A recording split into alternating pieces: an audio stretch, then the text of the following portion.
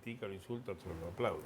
Pero bueno, la foto, después ella subió una foto abrazando a una chica en Twitter y es como que ahí donde se dijo que utilizó Claro, en la visita para... En la Argentina, lo que está instalado, por lo menos en el periodismo y en los mirones de la política, es que el gobierno nacional históricamente tenía como política no pegarse a las malas noticias. Claro. Frente a Scioli, que era que se pegaba a todas, aunque no tuviera nada que ver. Un chico se caía de un pozo, aparecía Scioli. Entonces había como planteado dos estilos. Desde la inundación de La Plata, ahí hubo un cambio.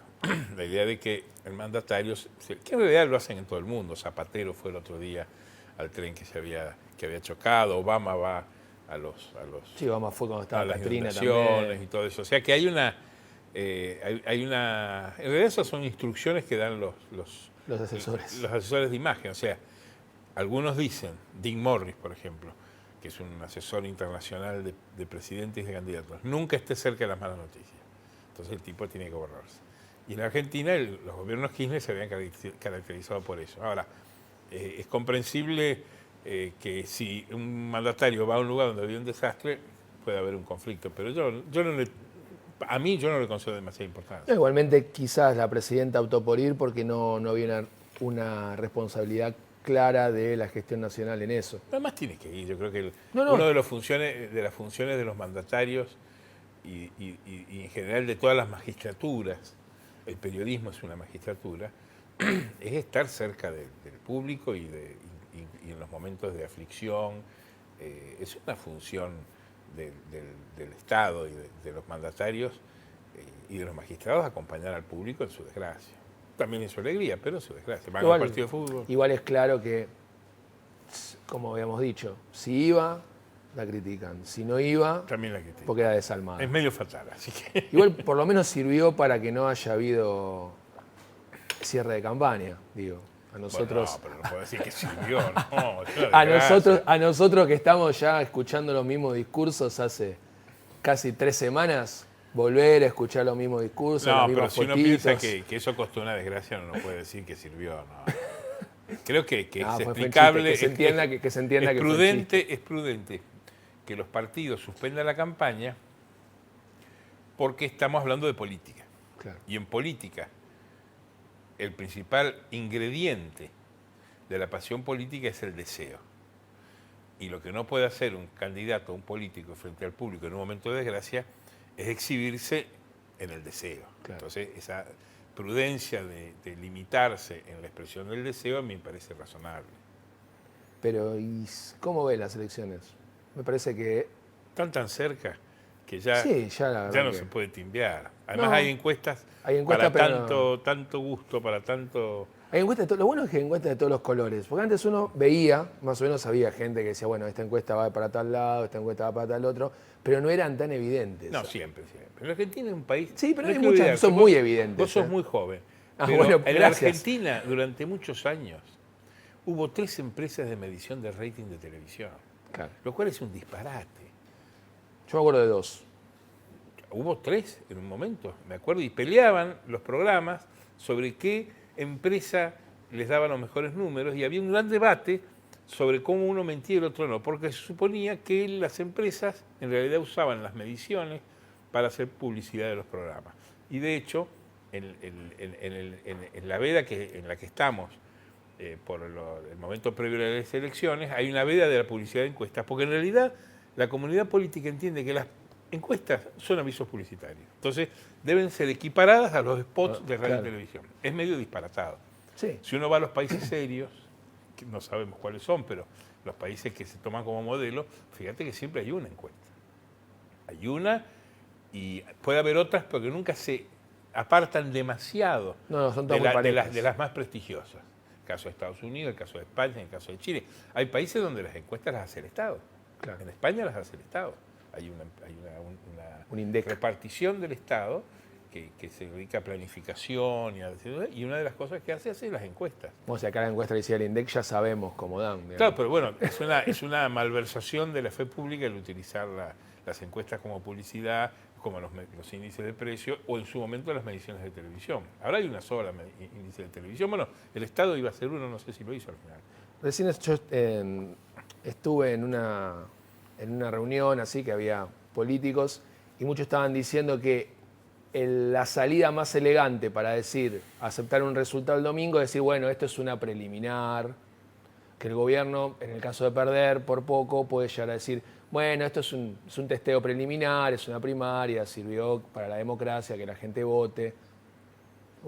¿Es una preliminar o va a marcar mucho? Mira, esta primaria es una... estaba viendo una encuesta que se dio a conocer el jueves de la Universidad de Belgrano, donde decía que solo el 40% de los consultados en Capital Federal, que es una sociedad hiperinformada y muy politizada, sabía qué se votaba y cómo se votaba el domingo.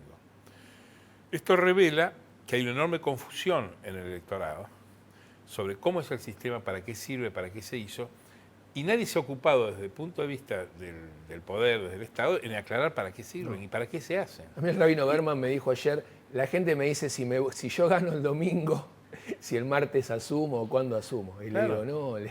Ahora, esa confusión está promovida desde el poder, porque lo que hay es una deliberada intención de la casta política, como dicen algunos, de que el público no sepa de qué se trata. Ahora, esto genera una enorme confusión en los electores y también entre los candidatos.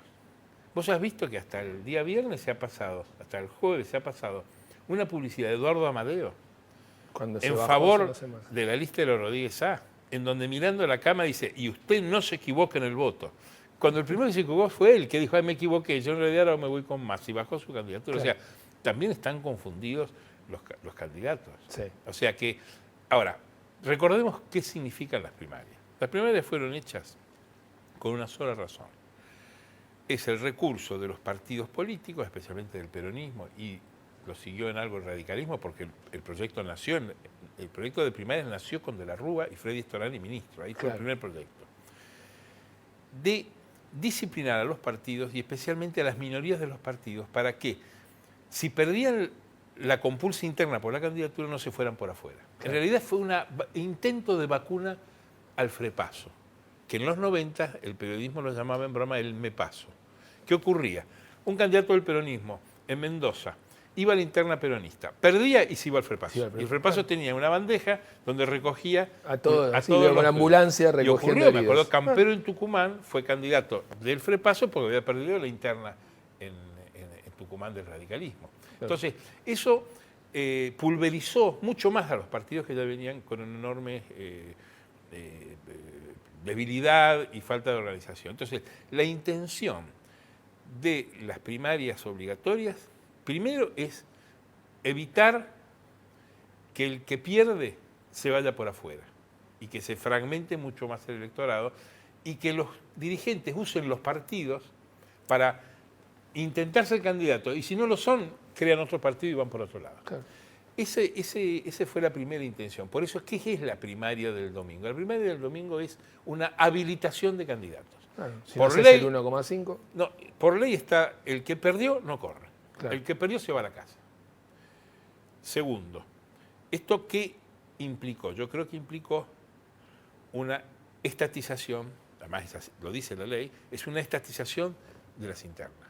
Las internas partidarias para candidatos históricamente estaban previstas en las cartas orgánicas de los partidos. Claro. Cada uno tenía una forma distinta de elegir candidato. Algunos lo elegían por elección interna, otros por congreso partidario, otros, como el PJ de la provincia de Buenos Aires, les elegía a dedo en la cocina de la casa de los Dualde, donde ellos armaban la lista, la presentaban y dejaban hasta el día de cierre lo que llamaban los puestos tapón, cargos libres, donde premiaban a los que podían traicionar al último momento y terminaban de cerrar la lista al final. Ese sistema es estatizado. La clave doctrinaria de la ley de primarias es la estatización de las internas. Es decir, ya no es más algo privado. Imponer la regla de juego. Algo privado que pertenece a las cartoneras, sino que lo hace el Estado, lo hace el gobierno. Pero con ese propósito, castigar al que perdió, impedirle que vaya para afuera. Y después hay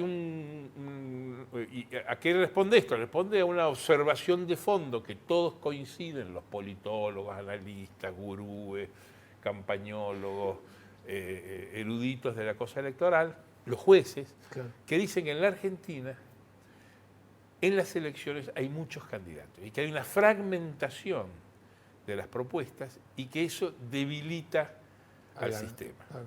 Entonces ahí nos vamos a preguntar, ¿es la causa de la debilidad o es una consecuencia de la debilidad? Yo no tengo claro eso. Los partidos políticos son débiles porque el caciquismo en un país que vive una crisis política se impone por encima de los sistemas. Entonces, si el caciquismo me va a hacer a mí la lista a dedo, claro, dice el disidente y la minoría. Entonces déjame, si yo no arreglé con vos, déjame que vaya por afuera. Claro, por eso sí. Y a ese lo querían agarrar. Esa es la intención. Por lo tanto, el domingo, ¿qué hay? Festival de la lista única. ¿Y sí? Si vos sacás la elección de Tati Bernet y Konikov por Imaslatón y Delfina Freire por los Rodríguez en la capital, sí, y sacás la interna UNEN, la de radicales con los solanistas, y algunas que hay en las provincias, sí, internas, algunas del Frente para la Victoria, otras del radicalismo, pero muy menores y muy de contrafrente. Masachesi también está en René. Claro, Masachesi contra Chironi y contra Saiz en el radicalismo de Río Negro. Acá muy pocos casos. En realidad, los tipos van a ir a validar su candidatura a que les den la patente de candidato.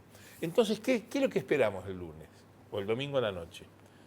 Lo que en realidad buscan los candidatos, que es decirle al público cuánta gente llevaron a votar. Claro. Porque en realidad la pelea Insaurralde más ¿cuál es? No es por la cantidad.